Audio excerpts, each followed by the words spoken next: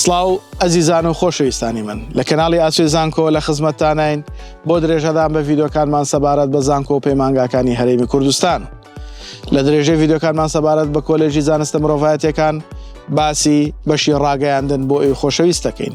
با بزانین بەشی ڕاگەیاندن لە چەند شار و لە چەند زانکۆی هەرێمی کوردستاندا هەن. کەمترین کۆنەبرە وەرگیراوەکانی بە زانکۆڵاین و پارالێل و ئێواران چەندن بۆ ئەوەی سوود لەم داتا و زانیاریانە وەربگرین و بزانین کەمترین کۆنەبرەکان چەندن با پێکەوە بینەری ڤیدۆکەمان بین.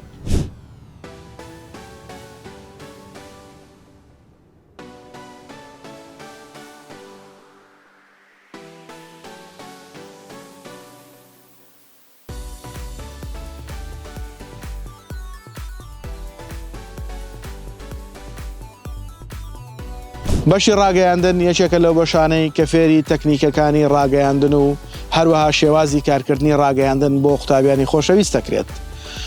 ئەم بەشە یەکێکە لەو بەشە گرنگانەی کە ئیمڕۆ لە هەرێمی کوردستاندا ئەتوانن سوودی زۆری لێ ببینن بە هیوای ئەوەی داتا و زانیاریەکانمان جێگەی سوود و ڕەزامەندیتان بۆ بێت و بتوانن لە کاتی پڕکردنەوەی فۆرمی زانکۆڵاین سوودی لێ ببینن.